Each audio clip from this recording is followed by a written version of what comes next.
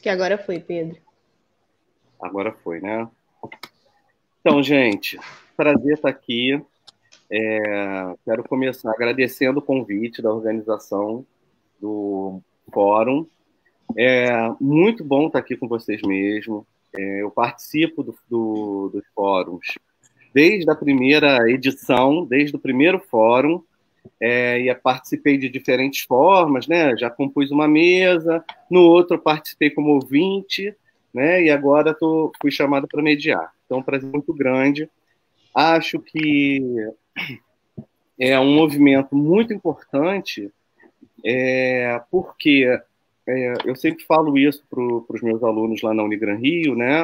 Eu sou coordenador adjunto do curso lá, e a gente sempre tem uma conversa na hora que a gente recebe os novos alunos, nos inícios de semestre, de uma forma geral. E eu sempre converso com eles que a Baixada ela tem uma cultura psi em construção. Apesar da gente ter uma subsede do CRP, né, os cursos de psicologia são relativamente recentes, né? Inclusive, a galera do movimento é basicamente uma galera formada aqui na Baixada, o que é muito rico, né? Mas eu considero um tempo de construção. Então, é muito bom me sentir fazendo parte dessa construção. É muito bom ver um movimento. Quando eu me formei e sempre que eu estudei, eu precisava ir para o Rio para fazer coisas, né? E hoje a gente tem ofertas e movimentos e trabalho na Baixada, né? E é muito bom que a gente esteja aqui em uma mesa composta por pessoas que fazem coisas da Baixada, para a Baixada, na Baixada, né? Então, fico muito feliz mesmo. A Baixada, que é um lugar limítrofe, à margem, né? A cidade dormitório, que não é mais, né? A gente tem aí, né, vendo isso mudar a cada ano, mas ainda muito num limite entre violência, né, e progresso, num limite aí que se impõe a todo momento, né? Hoje eu estou me sinto representando a universidade que eu trabalho, a Unigran Rio, e também o município da Baixada que eu trabalho, que é Belford Roxo, né? E a gente estava discutindo porque tem salário atrasado e um grupo sem receber, né? Então é um limite tênue de uma luta constante, que saber que eu tenho parceiros faz toda a diferença, né? Em relação ao abuso sexual, é exatamente, né, esse limite que eu estou falando, que tem a ver, inclusive, com as relações de poder, né?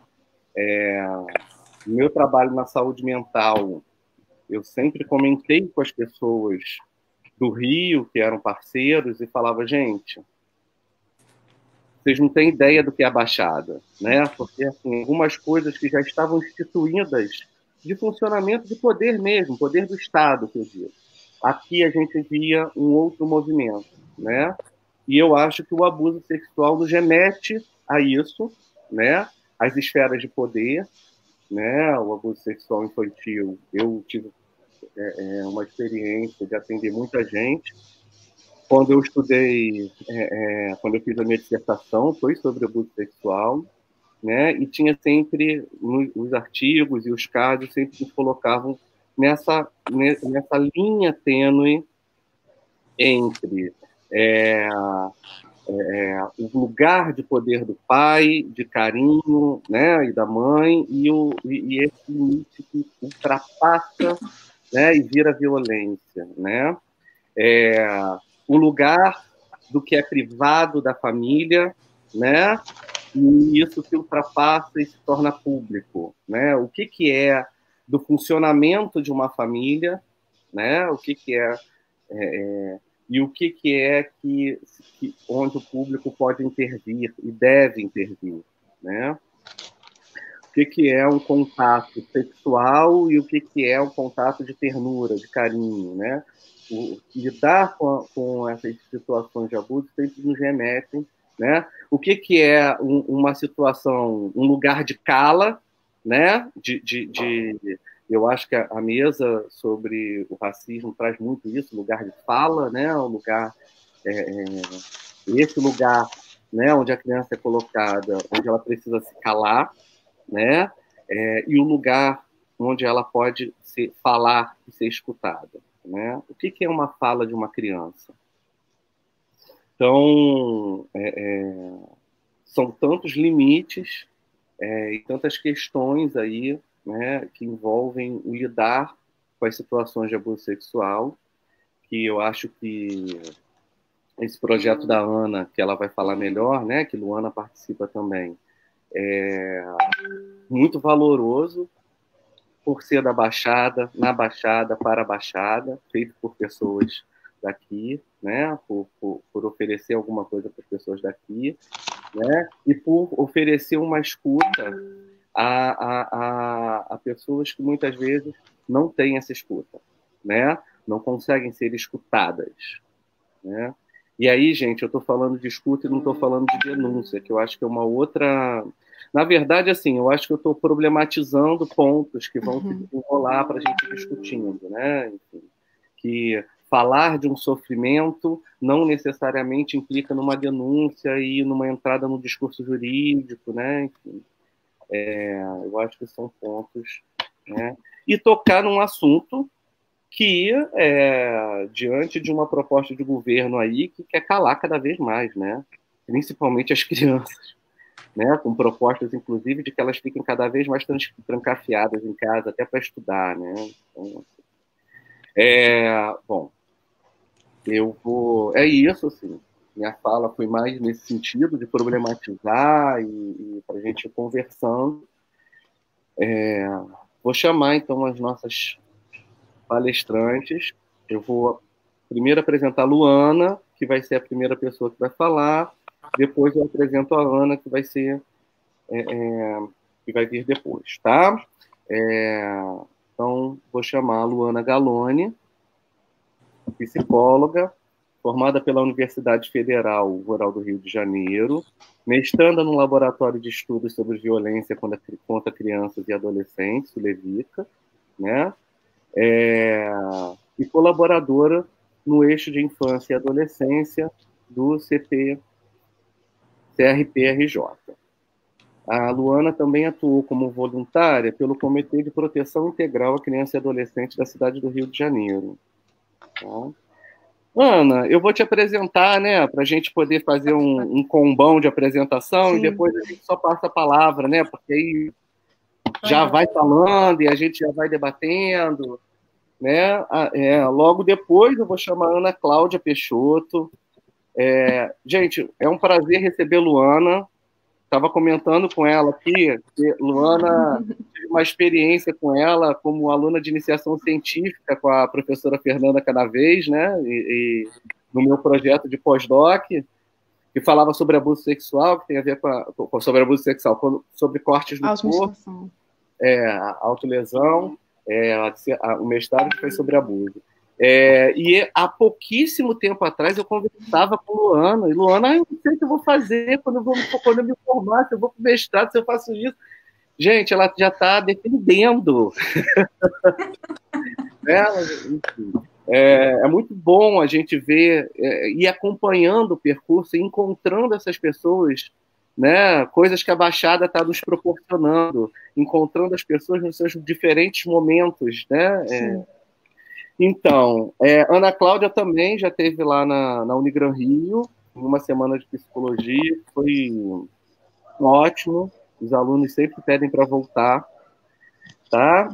É professora do Departamento de Psicologia da Rural, da Universidade Federal Rural do Rio de Janeiro, professora do Programa de Pós-Graduação em Psicologia da Rural, coordenadora do LEVICA, que é o projeto onde Luana faz parte, formada em terapia do esquema e terapeuta certificada pela FBTC. Eu não sei o significado da sigla.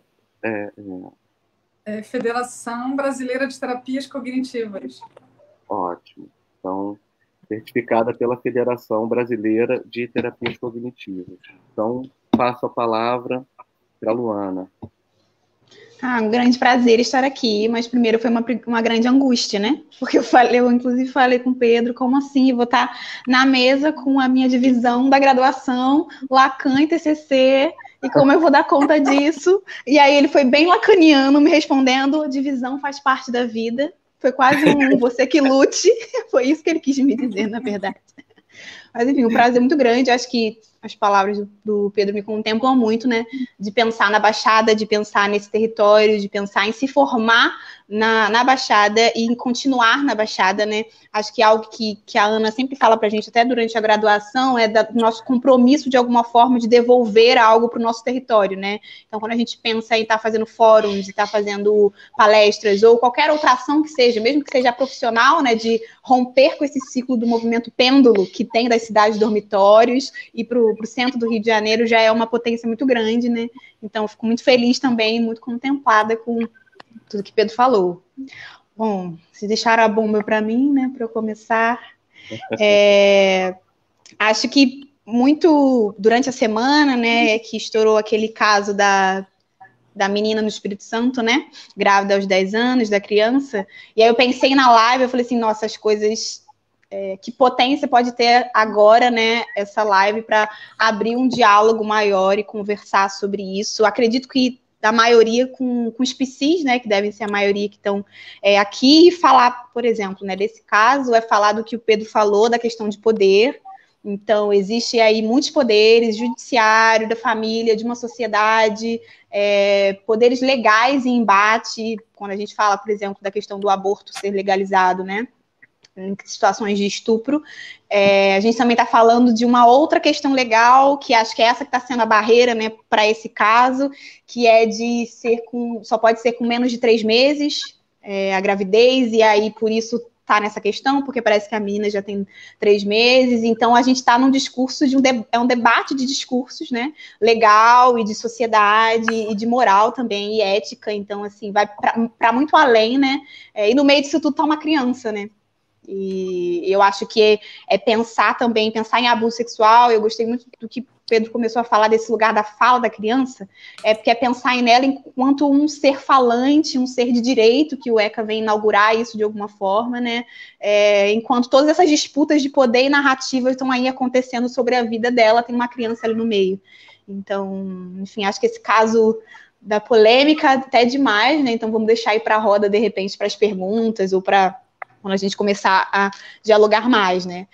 Fiquei pensando um pouco do que falar sobre isso, já falei algumas vezes sobre abuso, e eu não queria falar mais do mesmo, não que eu não acho importante, acho que às vezes o óbvio precisa ser dito, os números precisam ser expressados, e até acompanhei a página de vocês, né, que vocês ficaram colocando algumas informações dos números, dos índices e subnotificação, de como isso acontece, e eu acho que isso é uma realidade, precisa ser falado, mas eu preferi hoje, de alguma forma, falar um pouco do meu lugar de fala, né, no sentido de os espaços que eu percorri, e o que eu posso, de repente, contribuir numa conversa pensando no que eu acertei, no que eu errei, no que eu vivi, no que me afetou, em como eu fui afetada, no que eu produzi a nível de conhecimento disso. Então, acho que sai um pouco desse lugar de palestra, de ensino, que eu vou dar uma informação que ninguém tem, e vai muito mais para o lugar de uma troca, né? Eu estive em um lugar e vou mostrar para você, vou falar como é que foi esse lugar.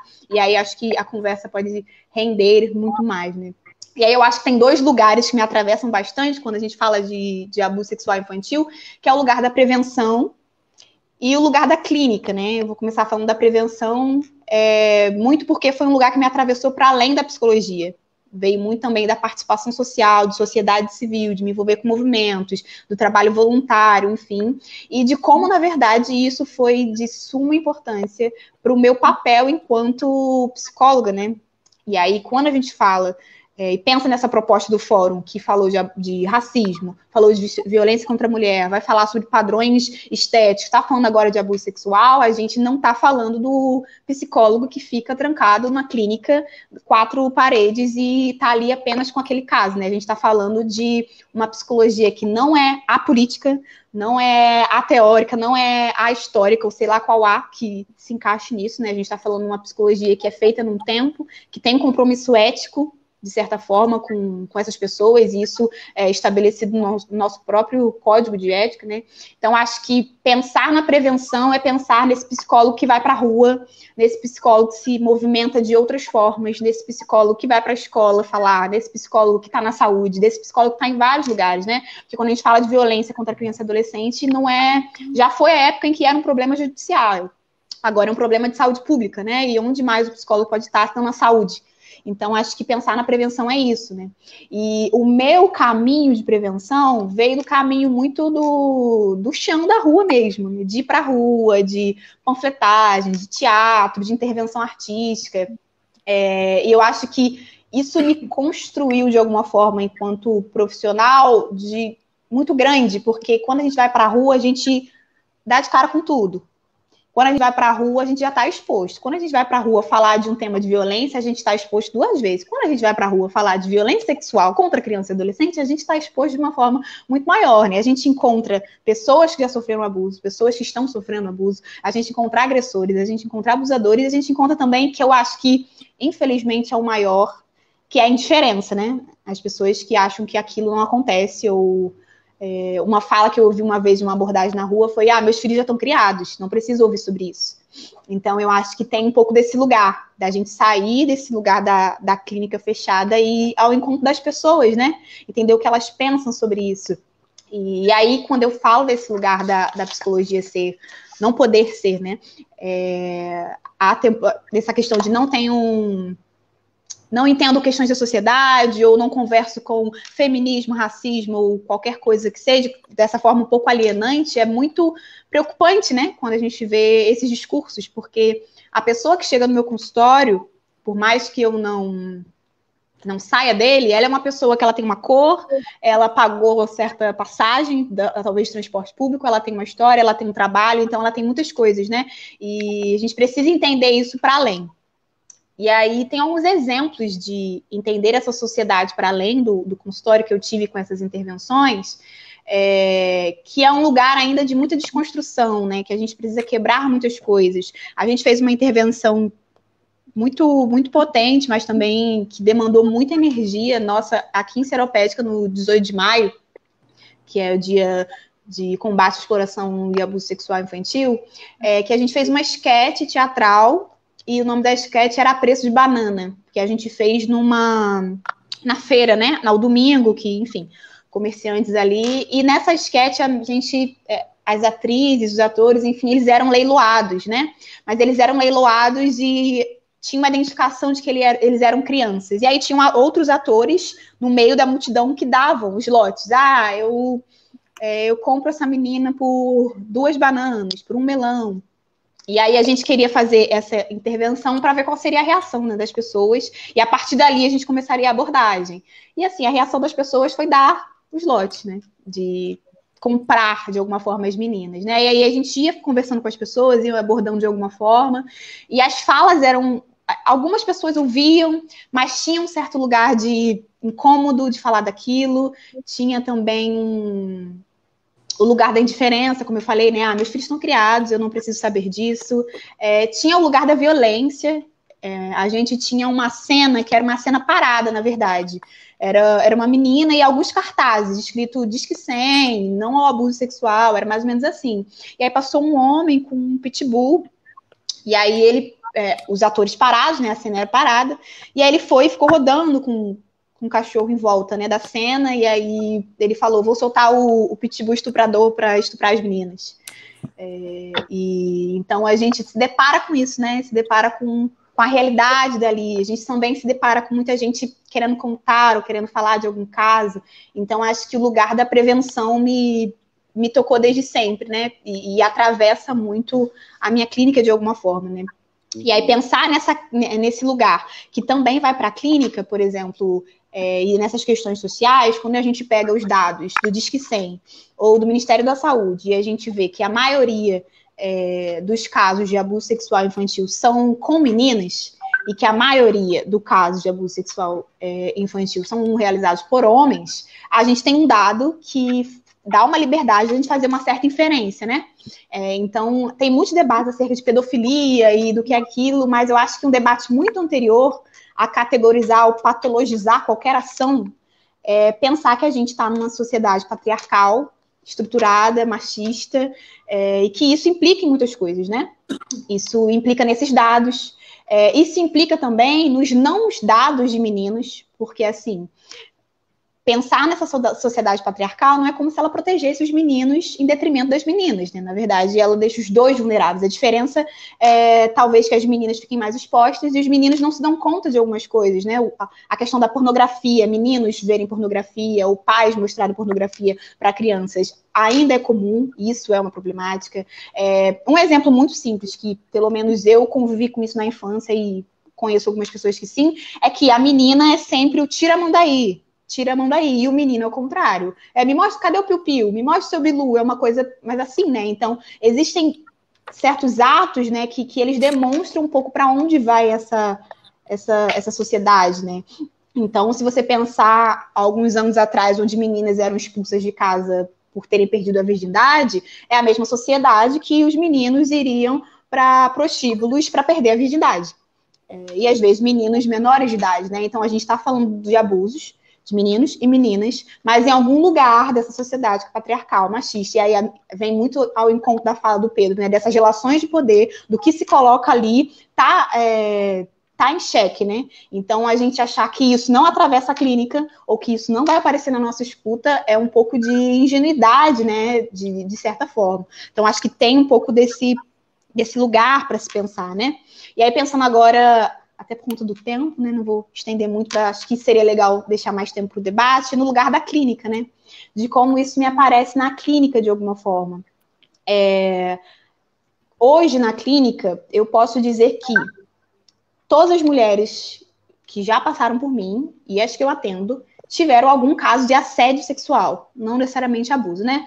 Seja na rua, seja em qualquer lugar, eu acho que isso está, infelizmente, ainda inerente à situação de ser mulher. Então, pensar nisso é pensar em algo. Isso é um dado. E eu estou falando da minha clínica, da minha experiência pessoal, né?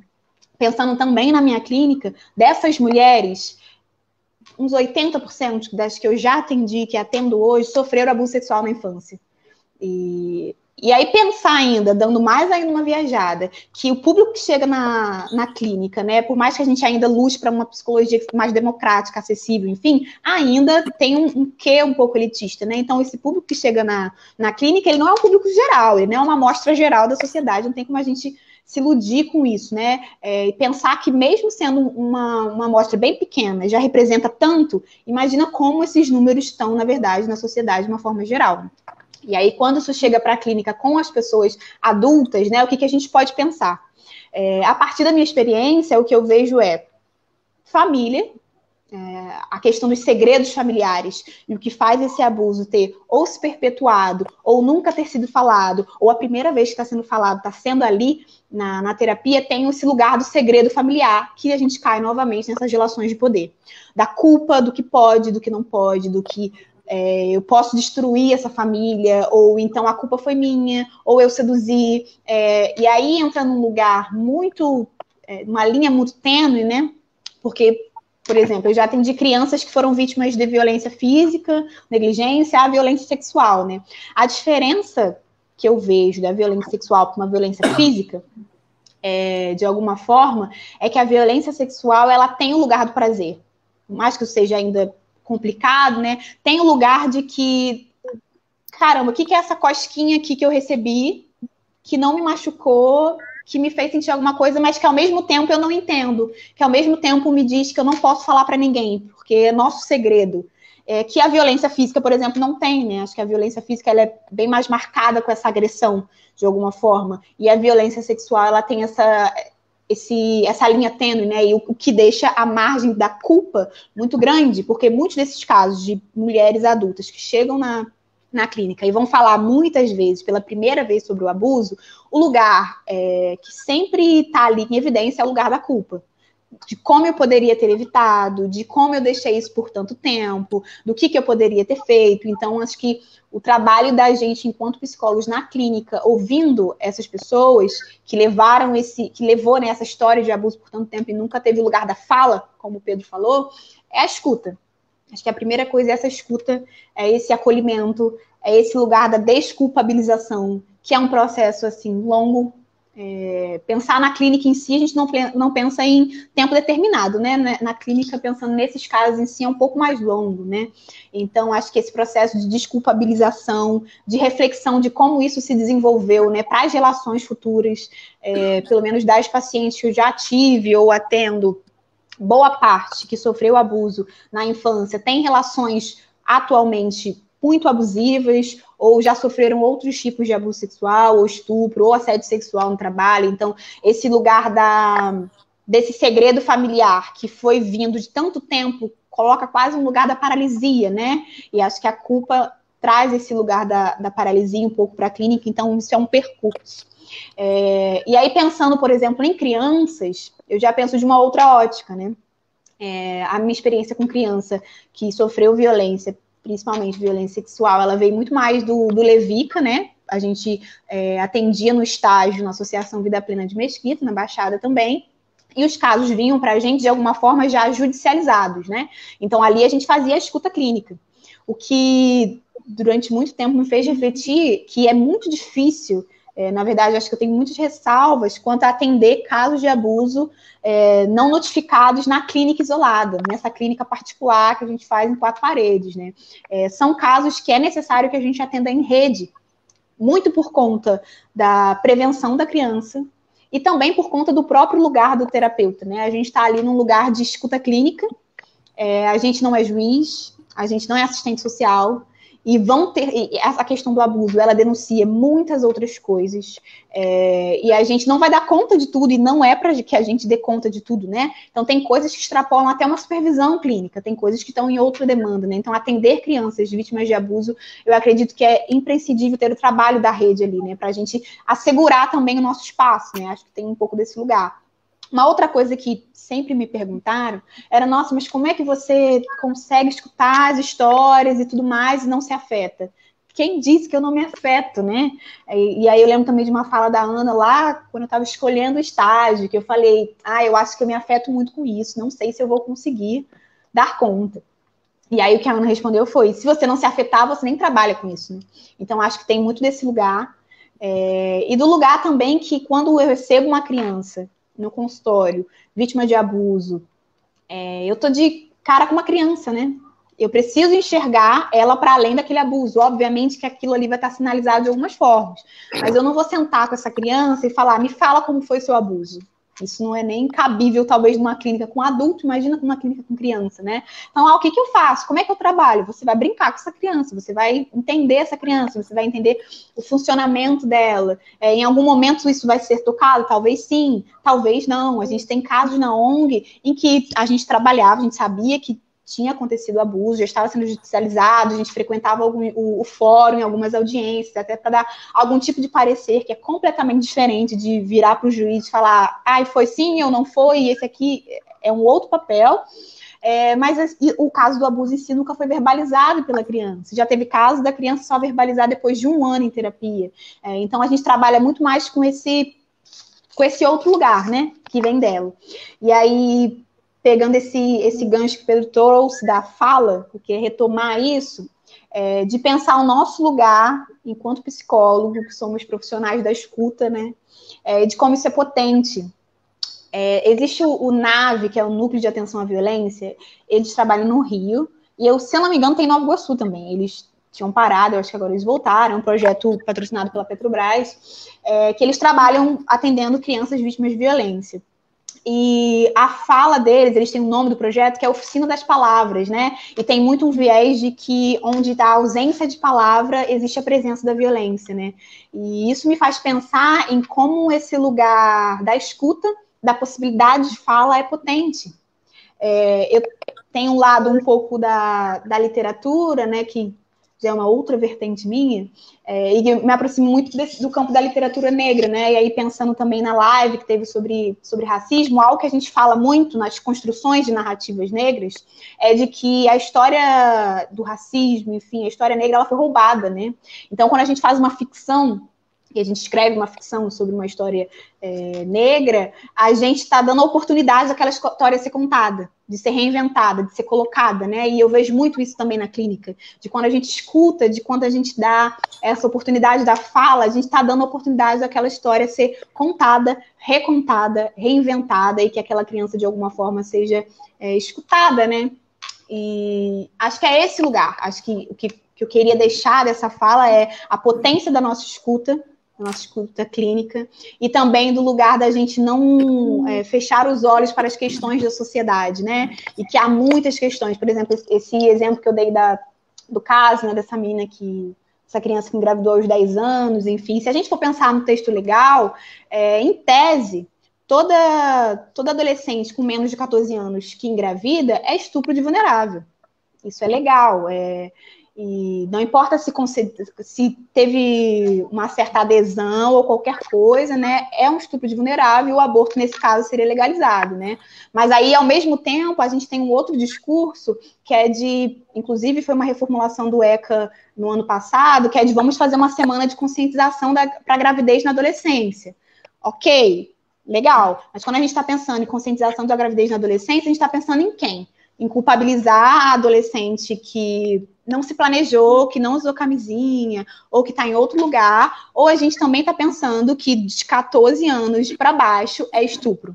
Então, quando a gente está falando de gravidez na adolescência, em alguns casos, na verdade, a gente está falando de abuso. A gente não está falando de livre concessão ou algo do tipo, não é esse lugar, né? Então, acho que é um assunto que aí tem muitas coisas para se debater, traz muitas coisas para a gente, mas acho que vou ficar com a fala por aqui e a gente retoma um pouco na discussão. Acho que é isto. Que falem, Luana. Olha, você continuou falando, você ficou muda, você tirou o... Eu não sei, você está me ouvindo? Agora tô. Deve ter sido algum delay.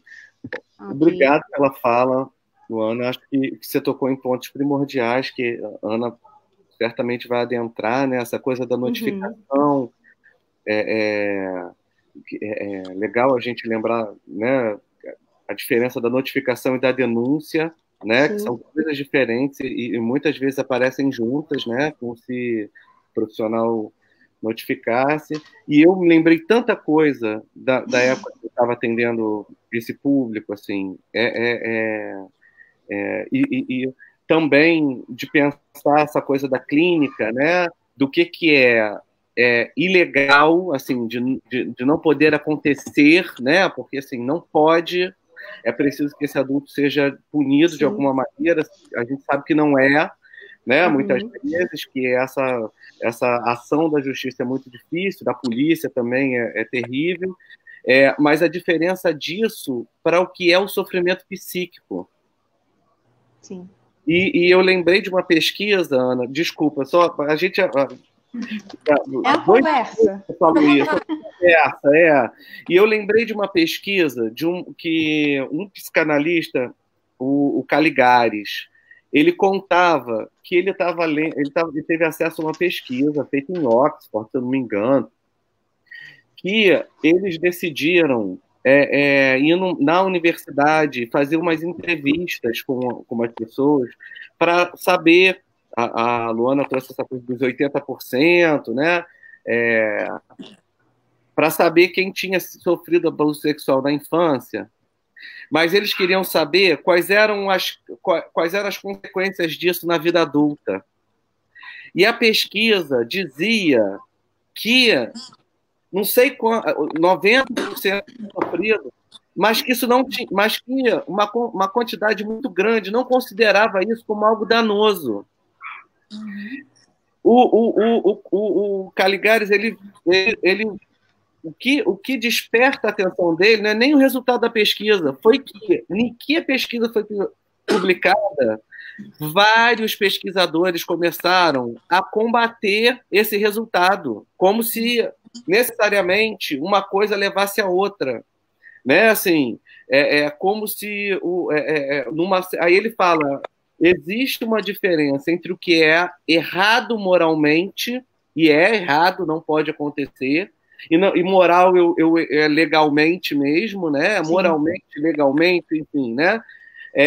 Do que é patológico enquanto sofrimento psíquico, né? Do que é aquilo que faz, né? Então, acho que é uma boa coisa para a gente ir debatendo. É porque é um assunto que me empolga, Ana. É contigo a palavra, vai lá. Olha, que interessante esse assunto tão complexo, né, Pedro? Ainda um grande tabu, infelizmente, né, na nossa sociedade.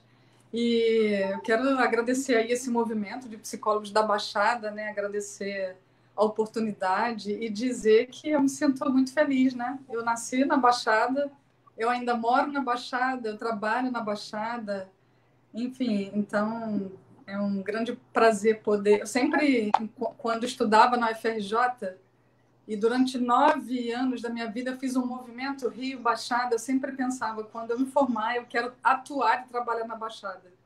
Era também um sofrimento nesse deslocamento. Então, eu me sinto muito orgulhosa, né, de poder estar construindo com vocês esse movimento, fazendo esse diálogo, essa reflexão, e principalmente hoje num tempo tão desafiador para a gente, né, e para nós, psicólogos especialmente.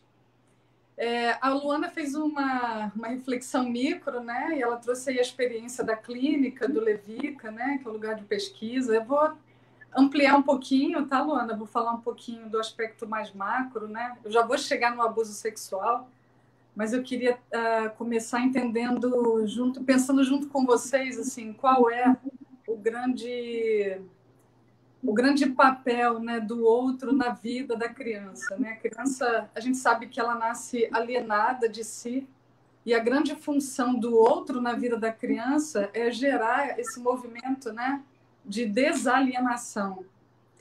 E então é quando a criança é inserida na cultura, na família, né, quando ela recebe uma educação, enfim, ela então vai podendo construir uma imagem de si mesma, né? E é interessante pensar nisso, porque a imagem, a qualidade da imagem que ela vai construir sobre si mesma tem muita conexão com a qualidade que está presente no olhar desse outro sobre ela e primeiro dele sobre ele mesmo. Então, assim, é um movimento muito complexo, né? Esse jogo aí, esse movimento de introjeção, projeção, né? Essa linha que a gente vai fazer para essa construção, né? Identificatória, enfim. Então, o grande papel nosso, enquanto sociedade, é ajudar a criança a construir, né, a sua própria identidade.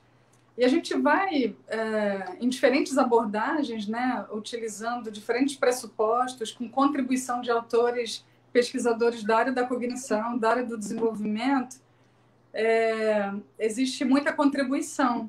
Mas eu vou utilizar aqui dois autores que eu gosto muito, né, e eles vão dizer que o principal ambiente da sociedade na vida de uma criança é propiciar a ela um ambiente seguro, né? Um ambiente de qualidade para que ela possa fazer esse movimento de construção de si mesma. Então, aí já começa a entrar a psicologia, né? Como é que a psicologia pode participar? Como é que a clínica na psicologia, e não só a clínica, né, mas a psicologia como um todo, pode participar desse processo no crescimento e no desenvolvimento da criança? E gerar, então, um ambiente que seja seguro para ela. Na minha clínica, na minha área de atuação, né, eu sou psicóloga cognitivo-comportamental e nós utilizamos, por exemplo, os pressupostos teóricos do nosso querido Bowlby, e ele vai dizer o seguinte, né, que a clínica infantil ela é uma clínica que precisa atender às necessidades emocionais básicas da criança. Então, ele dividiu em 5 grandes domínios essas necessidades básicas, e a primeira necessidade, a criança precisa se sentir amada, né, pertencente a esse grupo. Então, é nas relações primárias, nessas relações primeiras da criança, que ela vai desenvolver uma série de atributos, de qualidades, que no futuro ela vai projetar para as outras relações. Então, o primeiro grande objetivo desse ambiente é gerar na criança esse sentimento de que eu pertenço a algum grupo, né? Esse instinto gregário, então a criança se sentir amada.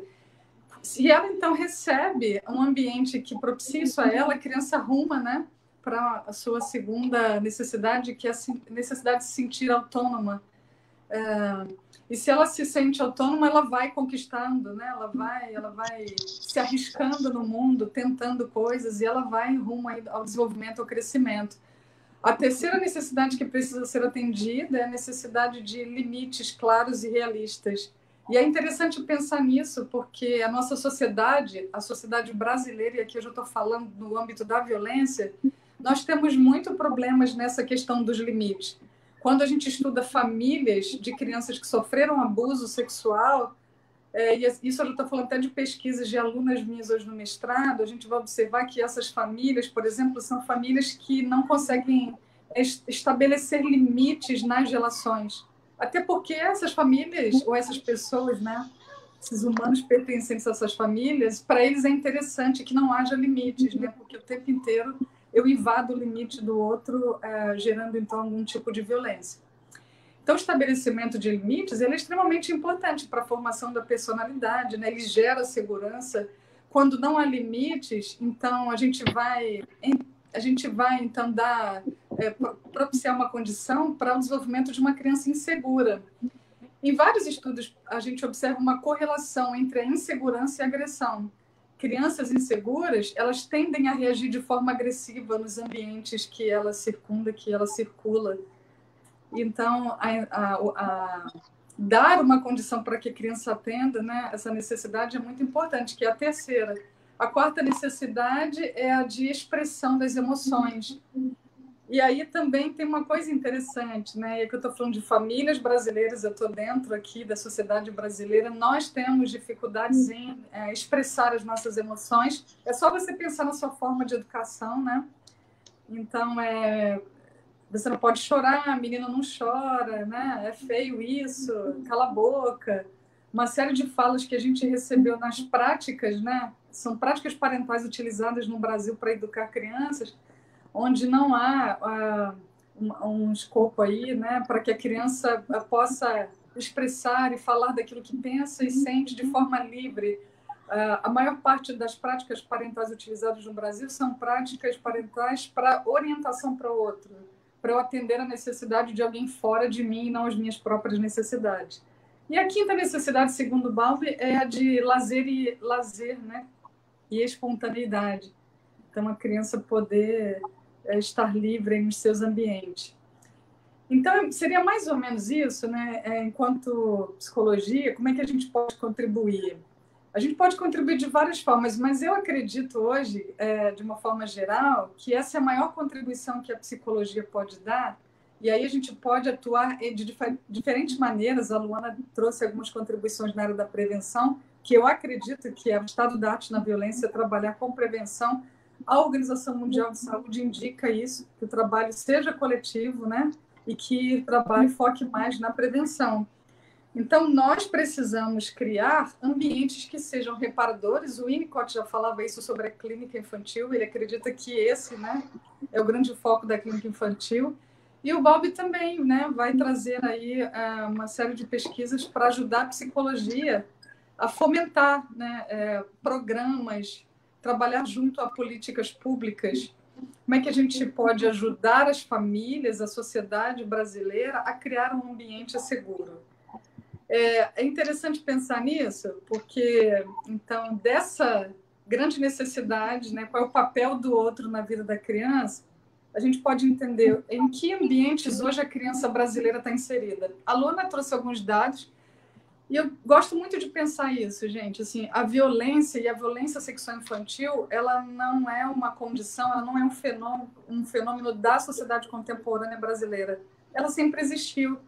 Se você vai estudar a história da sociedade brasileira, desde o Brasil colônia, você vai ver que a violência ela sempre foi um instrumento utilizado, né, para se estabelecer relações, é um instrumento utilizado para se educar crianças. A mulher e a criança no Brasil, desde o Brasil colônia, sempre foram vítimas de violência, né? Então, a gente precisa pensar que isso sempre existiu no âmbito privado. Agora, a gente está podendo discutir isso, né?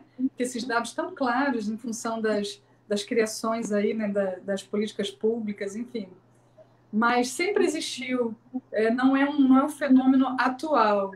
Então, a gente precisa, quando a gente vai pensar a clínica da violência, a gente precisa lembrar disso, a origem disso, né? Isso Isso tem uma origem, isso está na origem da nossa criação, da criação do Brasil. E pensar assim é pensar. Então, não é fácil lidar e resolver esse problema. A psicologia, ou seja, qualquer outra área de atuação, a gente vai ter que precisar lidar com isso. Nós não temos solução para tudo dentro dessa área da violência. Existem situações na violência que a gente nem tem solução. E qual é a solução? É discutir sobre isso, né? Subjetivar, trazer isso para a mesa, né? Fazer isso que a gente está fazendo agora. Por isso que eu parabenizo aí a ideia do fórum. Então, o Brasil é um país extremamente violento. A Organização Mundial de Saúde, se a gente afunilar um pouquinho, em 2019 ela publicou que a violência sexual é um dos problemas, talvez o mais grave problema de saúde pública do mundo. O Ministério de Saúde do Brasil fez um estudo de 2011 a 2017 e eles apresentaram dados assim, aterrorizantes, né? O Brasil está entre os 5 países do mundo que mais acomete violência sexual contra criança e adolescente. Aqui no Brasil, de 2011 a 2017, 80% dessa violência foi cometida dentro da casa da criança. 1/4 dessas crianças foram violentadas no próprio quarto, num ambiente que deveria ser seguro para elas. A maior parte dessa violência é cometida contra mulheres, meninas, crianças, meninas e adolescentes. E dessas, eu até anotei aqui, dessas meninas, e esse é um dado porque a gente precisa pensar nisso, 74,2% dessas meninas crianças são negras e 92,4% das adolescentes que sofreram violências são também negras. Então, existe uma racialização da violência também. Então, a violência no Brasil, ela acomete mais mulheres, ela acomete mais mulheres negras. Então, a gente vai precisar pensar nisso, porque a psicologia pode entrar nessa área. Para mim, como a Luana, uma das soluções é trazer isso para o plano da prevenção. Como é que a gente faz prevenção na violência? É levando isso para a discussão, levando isso para as escolas, trabalhando esse assunto principalmente na fase da adolescência, porque é uma fase que a gente pode atuar assim, de forma pesada, por conta desse período ser um período onde a criança está formando aí o processo identitário dela. Então, a gente pode mudar paradigmas, crenças de uma forma muito mais rápida. Então, levar discussões sobre desigualdade, né? Desigualdade de gênero, desigualdade racial, enfim, questões de classe no Brasil, falar sobre a hegemonia masculina, porque a maior parte da violência sexual, ela é feita no Brasil por homens. Então, levar discussões, né? Rodas de conversa sobre o que é ser masculino, o que é o ser masculino, o que é o ser feminino, falar sobre masculinidades e em diferentes contextos, em diferentes ambientes, para que a gente possa, médio e longo prazo, formar esse ambiente que eu falei inicialmente para vocês, que eu acho que é o grande papel da clínica da psicologia, né? Poder atuar nessa área. Eu queria só terminar, para a gente abrir discussão, trazendo um dado importante. O Brasil é um grande criador de leis. O ECA fez 30 anos esse ano, né? Uma lei maravilhosa, aplaudida no mundo inteiro pelos países aí importantes. Mas nós temos um problema, né? Como o Brasil é um país muito violento, é um país que o 5º país mais perigoso para uma mulher se viver, está entre os 5 países que mais mata jovens no mundo. A gente vai precisar entender o seguinte: nós criamos muitas leis. Inclusive, essas leis são criadas porque nós temos dificuldade de nos relacionarmos, né? Então, a lei sempre vem, a judicialização da vida vem quando a gente não consegue negociar as coisas. E existem vários estudos, o professor Sérgio Adorno, né, que é um sociólogo importante, ele diz o seguinte: nós temos dificuldade na execução das leis. Né? As políticas de segurança pública dos 2 últimos governos do Brasil foram estudadas, né, por esse professor, e ele disse que as políticas são maravilhosas, agora tem um grande problema, elas não conseguem ser implementadas, assim como é a grande discussão do ECA. Então, qual é o papel da psicologia? É auxiliar a sociedade, o mercado, o Estado, a sociedade, a família, seja lá quem for, que o mercado e o Estado hoje eles participam, né, da educação da criança, ajudar essas diferentes instâncias a prover uma condição para que essas políticas sejam executadas, né? Para que a gente proteja a vida e para que a gente proteja a vida da criança, que é o nosso maior objetivo. Então, a gente tem muita coisa para fazer aí, né? A psicologia pode atuar, a gente pode criar programas. No Levica, por exemplo, nós utilizamos um programa para educar crianças em ambientes seguros, em parceria com a Associação Psicológica Americana. É um programa que a gente está levando para as comunidades para ajudar as famílias a educar crianças sem uso da violência. E é muito interessante, né? Os resultados são interessantes. E é claro que a gente está pensando aí a médio e longo prazo, né? Mas, enfim, vou abrir então para discussão, acho que a gente já trouxe dados aí suficientes. É contigo, Pedro. Nossa, Ana, que fala, né? Potente, de Luana também. Bom, você trouxe a proposta da psicologia, né? Da abordagem da TCC. Eu costumo, às vezes, quando eu vou sempre nessas mesas e tem Gestalt, TCC, né? Aí as pessoas fazem essas observações como Luana, mas e Lacan? Eu falei assim, gente, né? A divisão está aí. E não há, e legal que a gente tem muitas pessoas em formação que assistem as lives, tem psicólogos, né, por ser um movimento de psicólogos, além de pessoas do campo aí, né? Eu sou lacaniano, né? Faço parte do Fórum do Campo Lacaniano, mas eu sempre digo assim, não há desavenças entre as abordagens, né?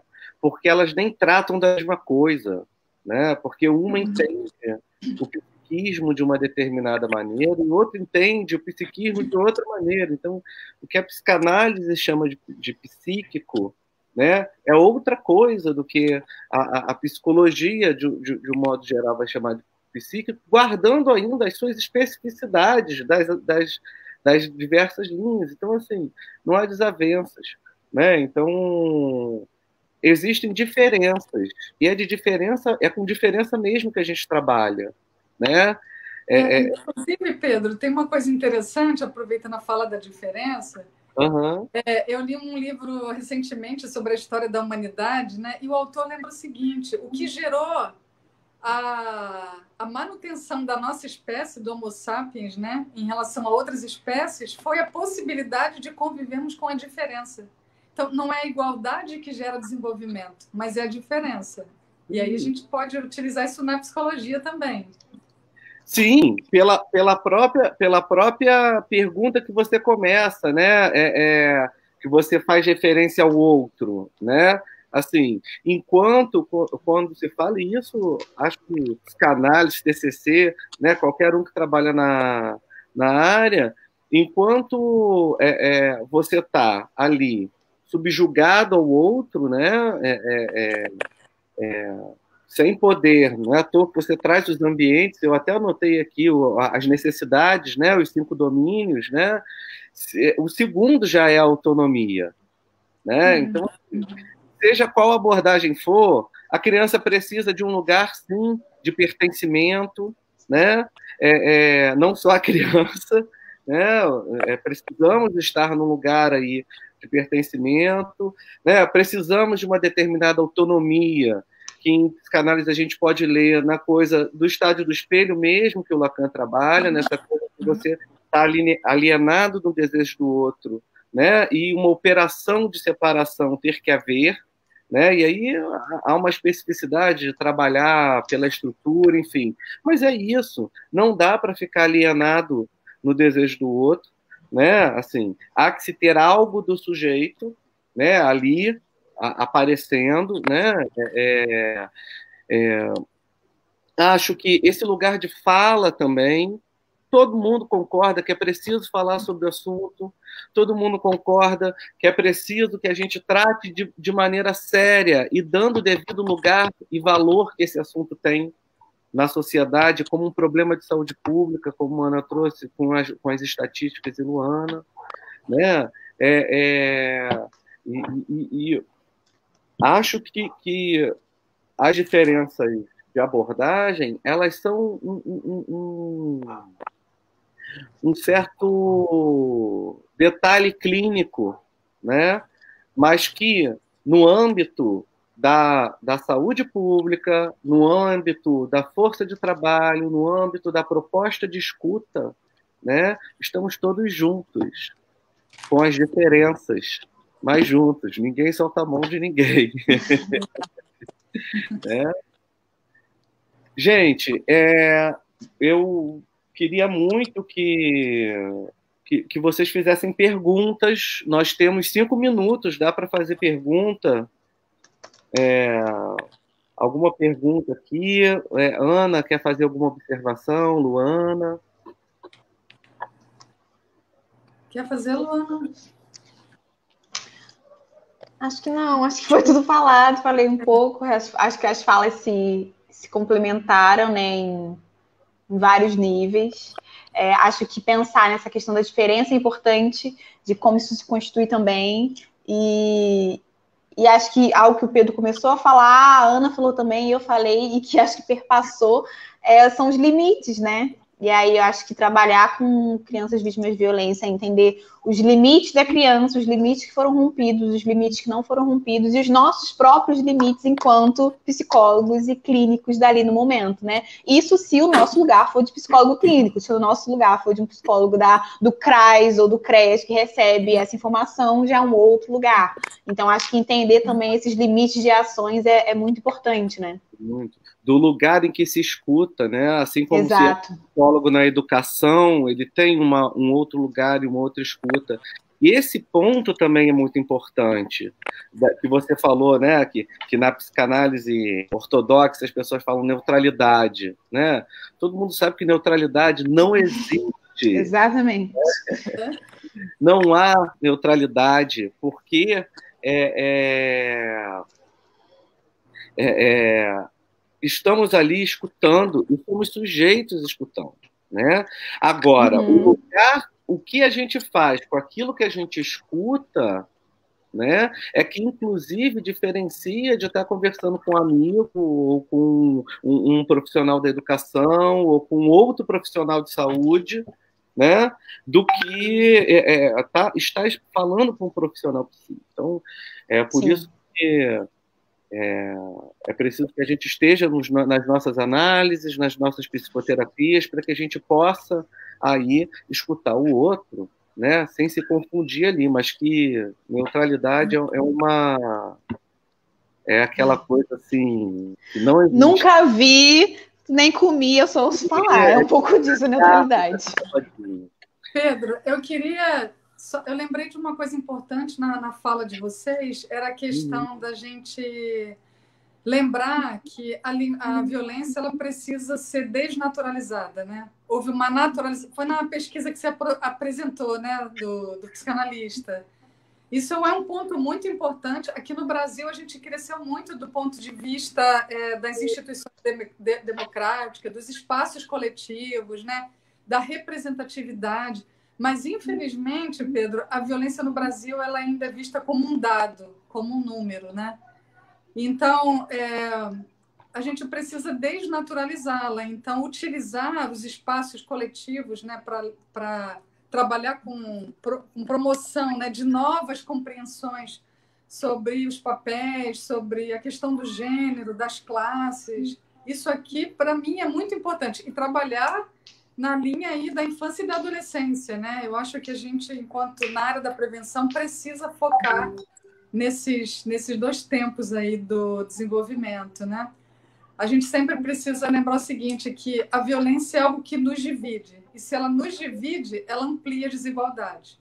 Então, essa discussão sobre a desigualdade precisa ser muito trabalhada nesses primeiros anos de vida, até o fechamento aí do processo identitário, que é o final da adolescência.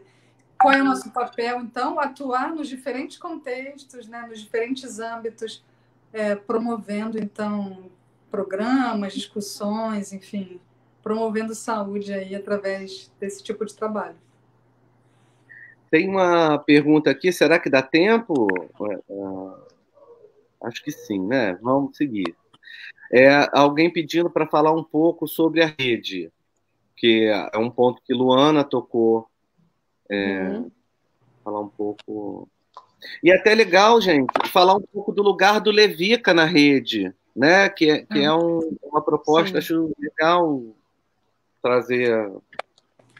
Pode falar, Luana. Aproveita e fala aí da sua participação no comitê. Sim. Acho que pensar na rede de proteção, né? É uma rede muito extensa, que a gente vai desde a assistência social, e aí eu tô falando de CRAS, de CREAS, a saúde, como postos e hospitais, a escola, e muito a escola, porque se a gente pensa em processos de sociabilidade da criança, o segundo lugar que ela mais fica é a escola, né? Então, acho que isso é até uma crítica, às vezes, que eu faço em alguns espaços que a gente discute violência contra criança e adolescente, que é a falta de profissionais de educação. E eu não sei se por falta de convite ou por não ir, enfim, mas há uma lacuna aí que precisa ser pensada, né? Porque é um lugar de extrema importância.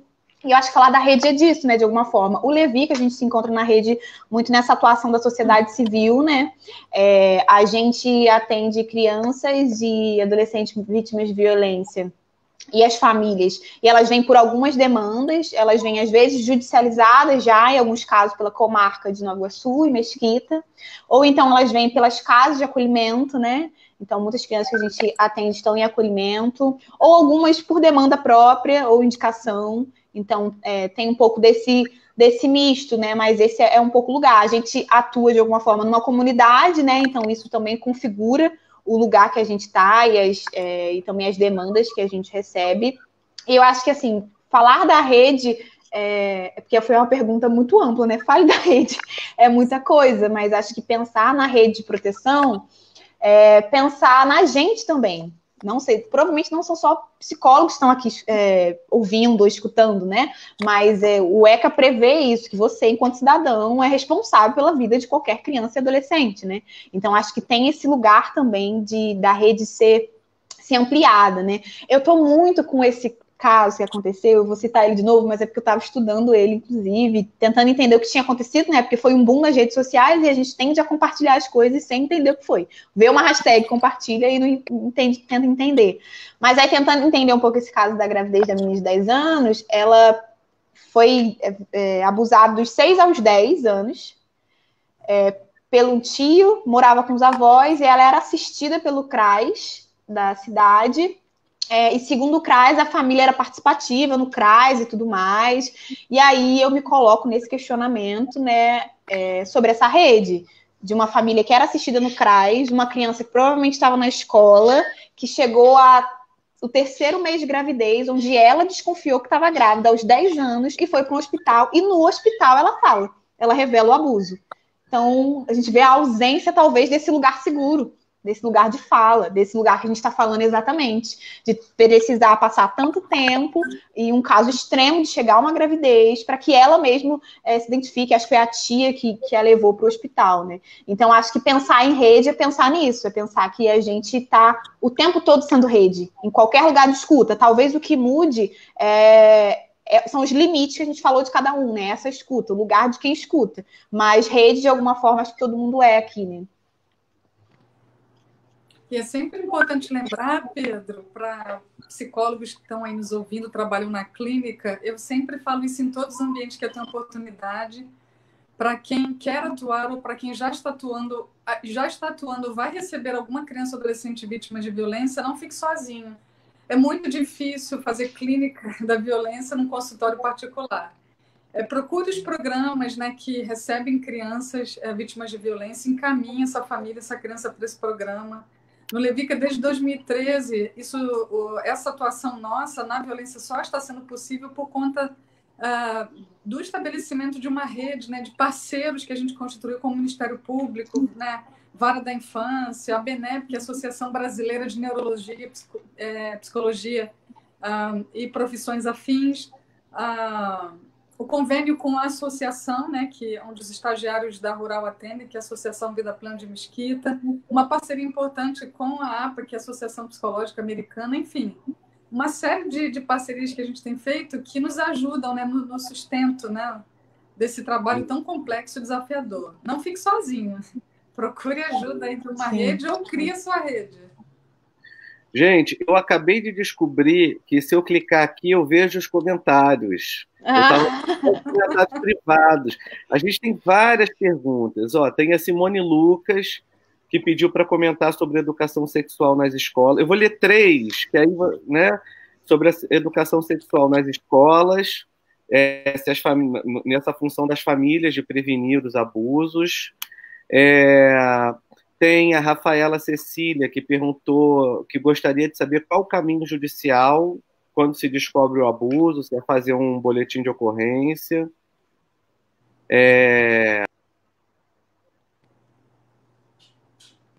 Acho que o Pedro caiu, Luana. Pedro caiu, será? A gente pode dividir a pergunta, então você responde uma, eu respondo outra, enquanto ele volta. Tá, Vou falar talvez da educação sexual, né, que foi um projeto que a gente fez também. Acho que quando a gente pensa nesses dados de educação... Estamos dando conta que você quer continuar com a pergunta ou a gente pode ir respondendo? Vai. Quando a gente pensa em educação sexual nas escolas, né, por que é importante defender essa ideia? Porque a gente tem um dado muito claro de que a maioria das violências sexuais acontecem dentro de casa. Então, obviamente que é importante... Exato, é óbvio que é importante que os pais se coloquem ativos nesse lugar, né? A gente não está aqui para ser pai e mãe dessas crianças, então é importante também entender a autonomia dessas famílias de alguma forma, mas também entender que a escola é imprescindível nesse lugar por conta dessa educação, né? E é desmistificar esse lugar também. Educação sexual, a gente não vai ensinar uma criança de 5 anos a colocar camisinha, né? A gente vai falar sobre corpo, sobre que corpo é esse, quais são as regiões que podem ou não podem, o que é um toque bom, o que é um toque ruim, quem pode fazer ou não. Então, é um outro lugar que a gente fala de educação sexual, né? É de saber para que serve esse meu corpo, é para saber desse lugar de conhecimento. Então, acho que falar de educação sexual ainda esbarra muito em um lugar moral, né? Nossa sociedade é muito enraigada nesses valores judaicos cristãos e não que essa seja a questão, mas como isso é tratado, como isso é lidado, e acho que o maior desafio é esse, né? Então, acho que trabalhar a educação sexual nas escolas é por esse lugar, que eu acredito ser um lugar de ensino muito interdisciplinar, né? Em uma aula de educação física, por exemplo, eu posso fazer um alongamento e ensinar partes do corpo, o que é esse corpo, então, assim, não precisa ser algo tão categórico como as pessoas gostam de pintar, né? Ou nesse sentido. Outra pergunta foi sobre os canais, né? Isso. Notificação. Aqui no Brasil a gente tem um canal mais importante, que é o Disque 100. Você pode fazer enquanto psicólogo, vizinho, familiar. Essa denúncia ela é anônima, né? Você em nenhum momento vai ser exposto.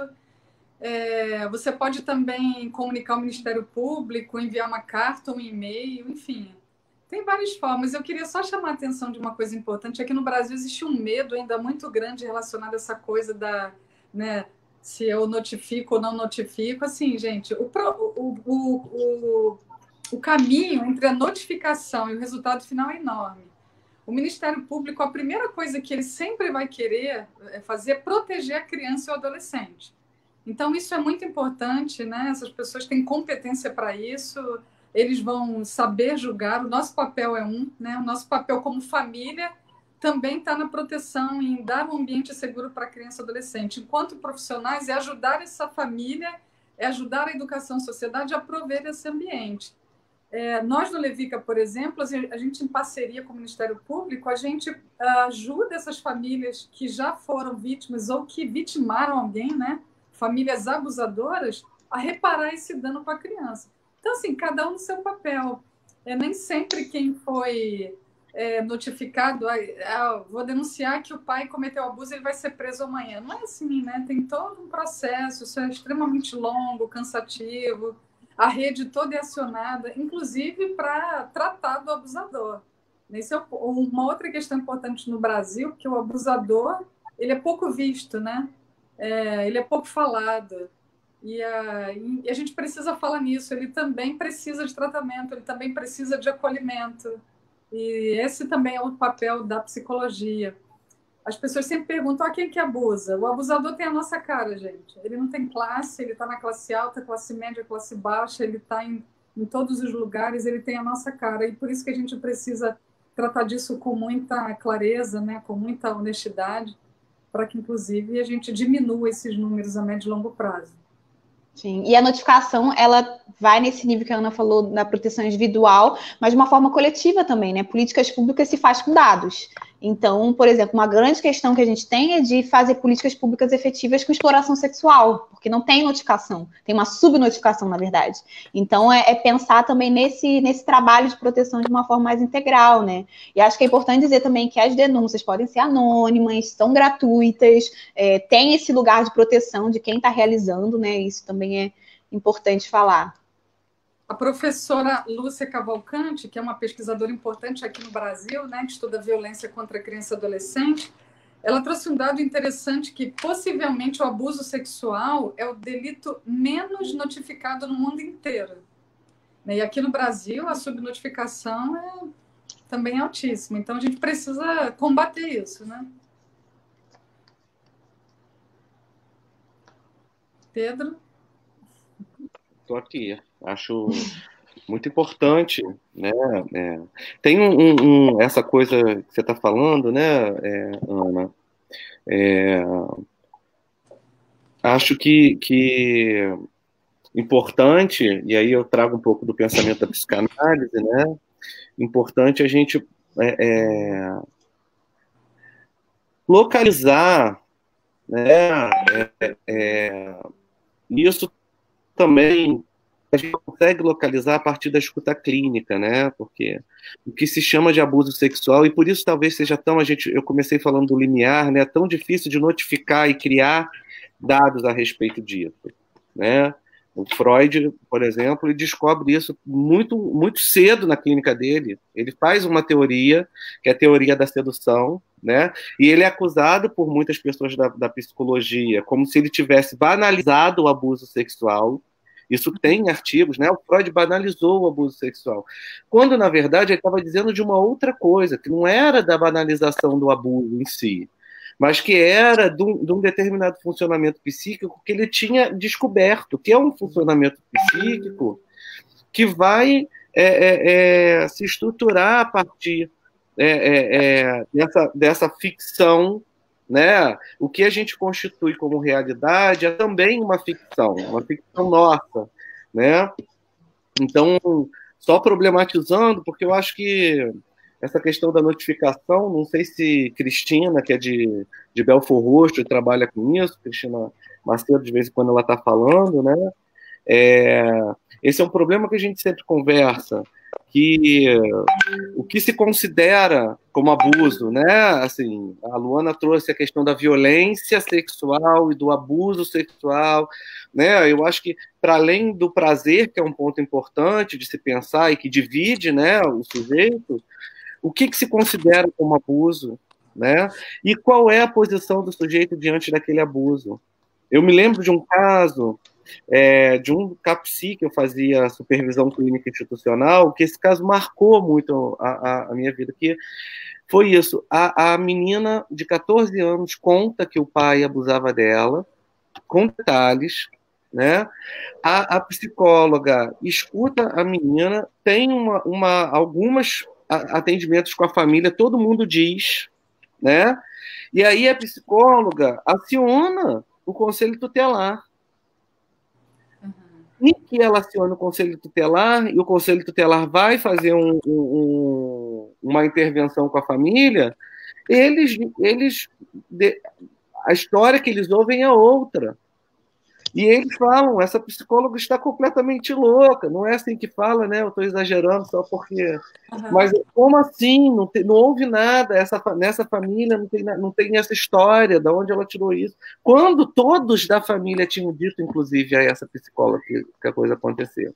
Né? Então, assim, como é delicado o manejo, o trabalho clínico, como a coisa da notificação e da denúncia envolve ali, né, tanta coisa dentro daquela dinâmica familiar e da dinâmica psíquica do sujeito, né?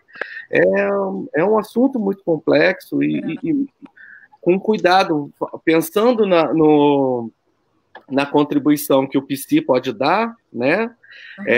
Acho que está aí, de trazer o que é de particular, de subjetivo, né? No funcionamento daquele sujeito. Até para ele poder denunciar, né? O que faz com o sujeito que mantém a denúncia, né? Enfim, né? Eu acho é uma questão, né? Luana, Ana, acho que o Fábio Pereira está trazendo isso, né? De que é um tabu que as pessoas não tocam nesse assunto. A Rogéria trouxe um comentário interessante aí antes do Fábio também, que eu achei bem legal. Né? Isso, estou chegando na Rogéria aqui. Muito importante essas falas, porque já ouvi de professor de instituição pública que a castração química é a solução. Importantíssima essa fala, né, Ana e Luana? Como se o abuso dependesse do órgão sexual. Importantíssimo. Vocês querem comentar? Vocês estão me ouvindo? Porque travou aqui a tela para mim. Não sei se eu estou aparecendo. Eu estou te ouvindo, Luana. Voltei aqui, deu uma travada. Luana pode comentar enquanto eu vou ligar minha bateria aqui, que o celular está acabando a bateria. Tá. Só... acho que tem dos 2 comentários, né? Esse do Fábio. Trabalha, porém, que se popularizou, virou senso comum, que é gatilho, né? Então, tudo agora é gatilho. Então, não fala isso comigo porque é gatilho. E, na verdade, gatilho virou uma palavra para tudo que eu não quero ouvir, né?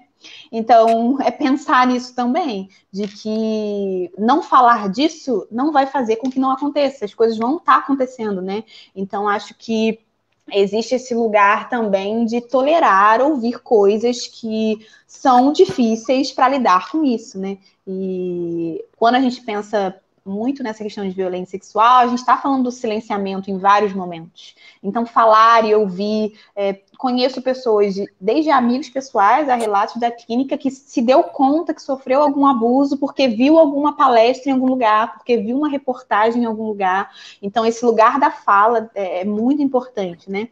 E aí o comentário da Rogéria da castração é complicado, porque é como se a questão do abuso fosse apenas em relação ao falo, né? Eu acho que o Pedro pode falar um pouco mais disso do que eu, né? Que o falo não é necessariamente o órgão genital, mas a gente está falando aí de uma relação de poder.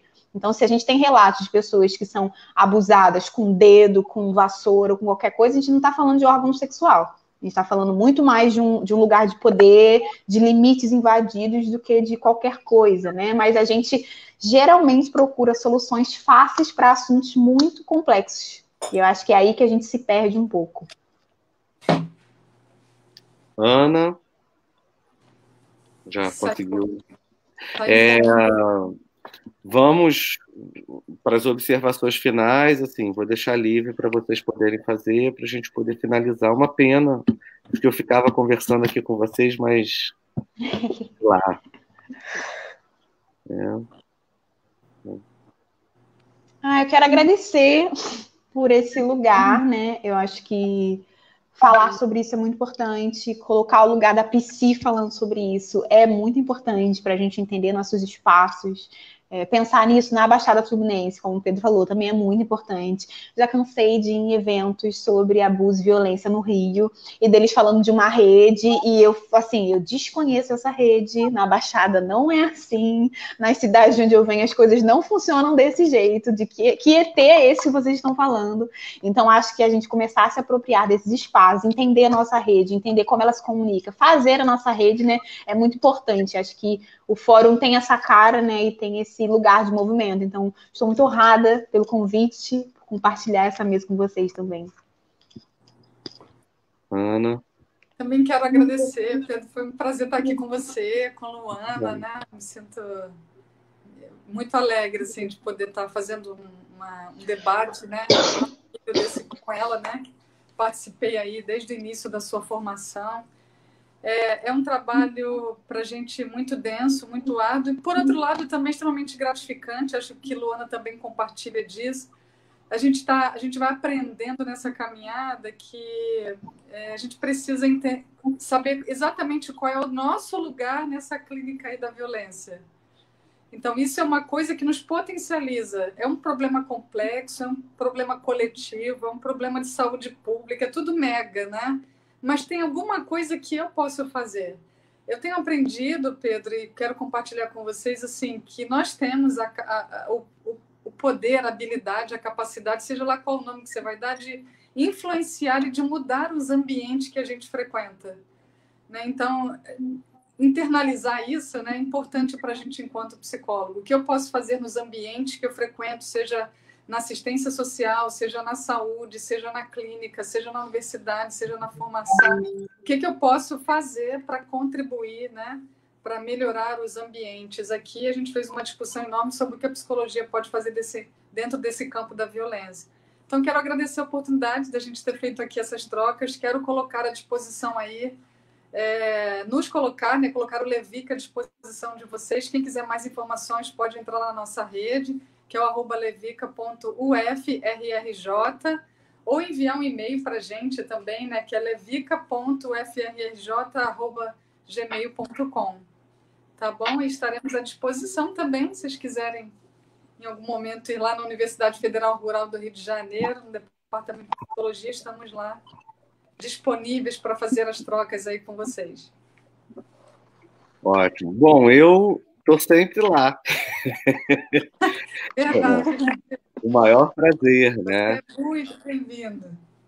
E é um prazer muito grande mesmo estar com vocês. Eu também sou nascido, criado e morador da Baixada por escolha, né? É onde eu moro, onde eu trabalho, onde eu escolhi viver e produzir. Então, por isso esse movimento é muito caro para mim, né? E estar com vocês aí também, né? Da gente poder dizer que na Baixada se origina, né? Se cria e se produz muita coisa de muita qualidade e muito potente, tá?